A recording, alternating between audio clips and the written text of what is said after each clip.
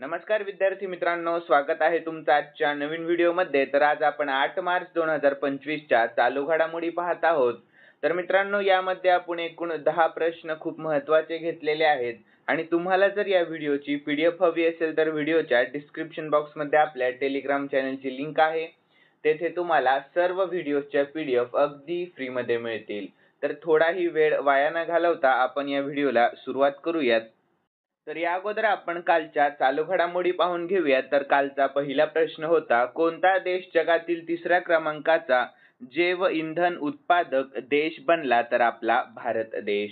यानंतर Donald Trump यांनी अलीकडेच कोणती भाषा युनायटेड स्टेट्सची अधिकृत भाषा म्हणून घोषित केली आहे? तर इंग्रजी ही भाषा. यानंतर खेलो इंडिया हिवाळी खेळ 2025 चा दुसरा टप्पा कोठे होणार आहे? तर लडाखमध्ये. यानंतर 301 दिवसीय सामने खेळणारा 7वा भारतीय क्रिकेटपटू कोण ठरला? तर विराट कोहली. यानंतर 6 मार्च 2025 रोजी जाहीर झालेल्या स्मार्ट सिटी अभियान विस्तारासाठी महाराष्ट्रातील कोणत्या शहराची निवड करण्यात आली? तर पुणे या शहराची. यानंतर अलीकडेच भारताने कोणत्या वर्षापर्यंत क्षयरोगापासून मुक्ती मिळवण्याचे लक्ष्य ठेवले आहे? तर 2025 या. यानंतर कोणत्या राज्याने चिरांग रिपू एलिफंट रिझर्वला राष्ट्रीय उद्यान म्हणून अधिसूचित केले? तर आसाम. यानंतर फॉर्ब्स इंडिया लीडरशिप अवॉर्ड्स 2025 मध्ये आयकॉन ऑफ एक्सलन्स पुरस्कार नुकताच कोणी जिंकला? तर जय शहा यांनी.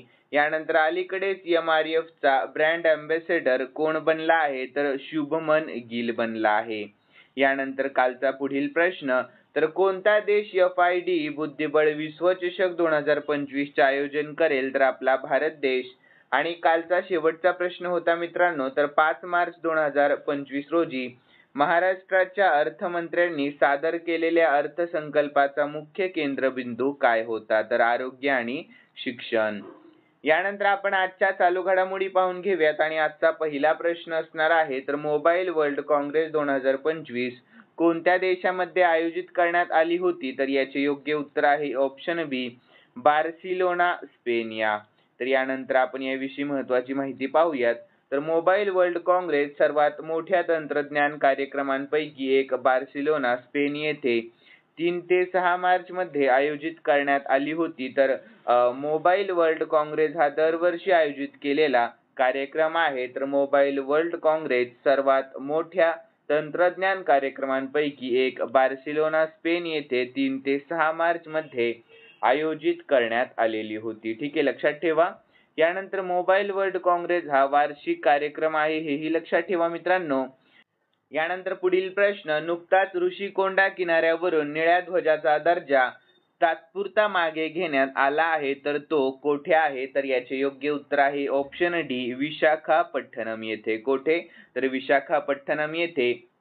तर याविषयी महत्त्वाची माहिती पाहूया. तर आंध्र प्रदेश सरकारने विशाखापट्टणम मधील ऋषिकोंडा बीचला निळ्या ध्वजाचा दर्जा पुनर्चयित करण्याच्या प्रयत्नात AP पर्यटन विकास महामंडळ म्हणजेच APTDC च्या प्रमुख अधिकाऱ्यांवर त्यांचे कर्तव्य पार पाडण्यात अपयशी ठरल्याबद्दल कठोर कारवाई केली आहे. तर विशाखापट्टणम मधील ऋषिकोंडा बीचला 2020 मध्ये प्रथमच ब्लू फ्लॅगचा दर्जा मिळालेला आहे. तर यानंतर मित्रांनो आंध्र प्रदेश विषयी शॉर्ट मध्ये महत्त्वाची माहिती पाहूयात. तर आंध्र प्रदेशची राजधानी आहे अमरावती आणि सध्याचे मुख्यमंत्री N. चंद्रबाबू नायडू, राज्यपाल आहेत सय्यद अब्दुल नझीर. यानंतर राष्ट्रीय उद्याने आहेत, तर पापीकोंडा राष्ट्रीय उद्यान, राजीव गांधी रामेश्वरम राष्ट्रीय उद्यान आणि श्री व्यंकटेश्वर राष्ट्रीय उद्यान. ठीक आहे. यानंतर पुढील प्रश्न, अलीकडेच फिफाने फिफा विश्वचषक स्पर्धेत रशिया आणि काँगोसह इतर कोणत्या देशाचा समावेश केला? तर याचे योग्य उत्तर आहे ऑप्शन डी, पाकिस्तान या. कोणत्या? तर पाकिस्तान या. तर याविषयी आपण महत्त्वाची माहिती पाहूयात.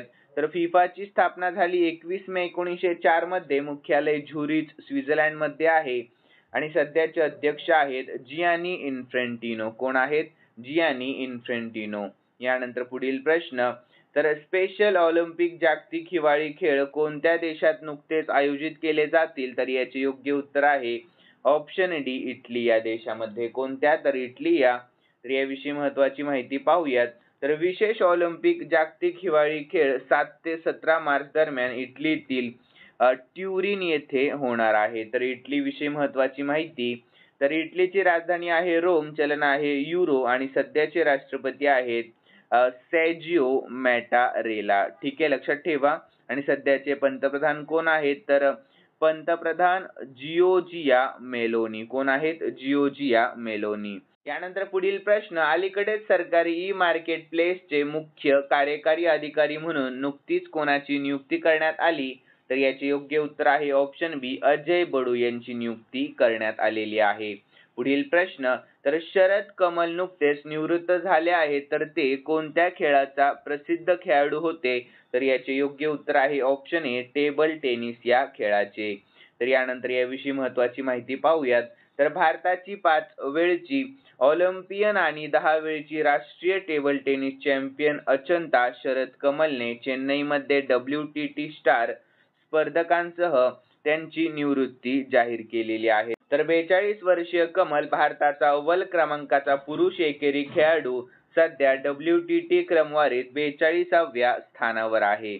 यानंतर पुरस्कार आणि सन्मान पाहूया. तर अर्जुन पुरस्कार मिळाला त्यांना 2004 मध्ये आणि PV सिंधूसह पॅरिस 2024 ऑलिम्पिक मध्ये भारताचा ध्वजवाहक होण्याचा मान देखील त्यांना मिळाला होता. यानंतर पुढील प्रश्न. तर पद्माकर शिवलकर यांचे नुकतेच निधन झाले, तर ते कोणत्या खेळाशी संबंधित होते? तर याचे योग्य उत्तर आहे ऑप्शन डी, क्रिकेट या खेळाशी संबंधित होते. तर याविषयी आपण महत्त्वाची माहिती पाहून घेऊयात. तर मुंबई क्रिकेट संघाचे माजी क्रिकेटपटू पद्माकर शिवलकर यांच्या निधनाचे वृत्त अतिशय दुःखदायक आहे. तर आपल्या डावखुऱ्या ऑर्थोडॉक्स गोलंदाजीने त्यांनी अनेक दिग्गज फलंदाजांना तंबूचा रस्ता दाखवला होता. तर त्यांच्या निधनाने क्रिकेट विश्वातील एक तारा निखळला आहे. यानंतर मित्रांनो पुढील प्रश्न. तर मुख्यमंत्री एकल महिला स्वयंरोजगार योजना नुकतेच कोणत्या राज्याने मंजूर केली आहे? तर याचे योग्य उत्तर ऑप्शन ए, उत्तराखंड या राज्याने. कोणत्या? तर उत्तराखंड. तर याविषयी महत्त्वाची माहिती पाहूयात. तर उत्तराखंड सरकारने अविवाहित, घटस्फोटित, निराधार आणि अपंग अविवाहित महिलांना 2 लाख रुपयांपर्यंतची आर्थिक मदत देऊन सक्षम करण्याच्या उद्देशाने मुख्यमंत्री एकल महिला स्वयंरोजगार योजना मंजूर केलेली आहे. तर उत्तराखंड विषयी शॉर्टमध्ये महत्त्वाची माहिती पाहूयात आपण या ठिकाणी. तर उत्तराखंडचे सध्याचे मुख्यमंत्री आहेत पुष्कर सिंह धामी, राज्यपाल आहेत लेफ्टनंट जनरल निवृत्त गुरमीत सिंग आणि राजधानी आहे डेहराडून आणि गैरसेन. आणि तलाव सत्तल, रकसतल, नैनीताल आणि मालाताल. आणि राष्ट्रीय उद्याने पाहूयात. तर जिम कार्बेट राष्ट्रीय उद्यान, नंदादेवी राष्ट्रीय उद्यान, राजाजी राष्ट्रीय उद्यान, valley of flowers national park आणि गंगोत्री राष्ट्रीय उद्यान. यानंतर पुढील प्रश्न. अब्जाधीश जेफ बेझोस यांच्या ब्लू ओरिजिन स्पेस कंपनीमध्ये उड्डाण करणारे भारतीय वंशाचे दुसरे कोण बनले आहेत? तर याचे योग्य उत्तर आहे ऑप्शन ए, गोपी थोटाकुरा बनले आहेत. कोण? तर गोपी थोटाकुरा. तर याविषयी महत्त्वाची माहिती पाहूयात.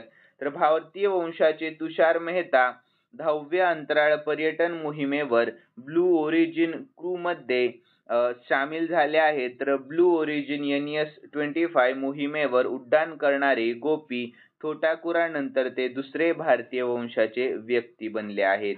यानंतर मित्रांनो 10वा प्रश्न. तर चंद्रावर सॉफ्ट लँडिंग करण्यासाठी ब्लू घोस्ट कोणते खाजगी अवकाशयान बनले आहे? तर याचे योग्य उत्तर आहे ऑप्शन बी, तृतीय. कितवे? तर तृतीय. तर याविषयी आपण महत्त्वाची माहिती पाहून घेऊया. तर ब्लू घोस्ट फायरफ्लाय एरोस्पेसने प्रक्षेपित केलेले खाजगी अंतराळयान चंद्रावर यशस्वीरित्या उतरले आणि चंद्राच्या पृष्ठभागावर पोहोचणारे दुसरे व्यावसायिक वाहन बनले आहे. तर यानंतर पुढील प्रश्न. तर आंतरराष्ट्रीय पातळीवरचा माता रमाई आंबेडकर पुरस्कार नुकताच कोणाला जाहीर झाला आहे?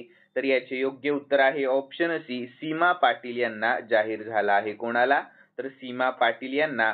यानंतर पुढील प्रश्न. तर जागतिक दहशतवाद निर्देशांक 2025 मध्ये कोणता देश प्रथम क्रमांकावर आहे? तर याचे योग्य उत्तर आहे ऑप्शन बी, बुर्किना फासो हा देश. कोणता? तर बुर्किना फासो. तर याविषयी महत्त्वाची माहिती पाहूयात. तर जागतिक दहशतवाद निर्देशांक 2025 मध्ये पाकिस्तान हा देश दुसऱ्या क्रमांकावर आहे आणि जागतिक दहशतवाद निर्देशांक 2025 मध्ये आपला भारत देश हा 14व्या स्थानावर आहे. ठीक आहे, लक्षात ठेवा. यानंतर विद्यार्थी मित्रांनो प्रश्न आहे 13वा. तर हा शेवटचा प्रश्न आहे. तर आज आपण 3 प्रश्न एक्स्ट्रा घेतलेले आहेत कारण आज खूप महत्त्वाचे 3 प्रश्न होते. तर प्रश्न असा आहे, देशामध्ये महिला स्टार्टअप मध्ये कोणते राज्य प्रथम क्रमांकावर आहे? तर याचे योग्य उत्तर ऑप्शन ए आपले महाराष्ट्र राज्य. कोणते? तर आपले महाराष्ट्र राज्य. यानंतर आपण खालील प्रश्न स्पेशली तुमच्यासाठी ठेवलेले आहेत मित्रांनो.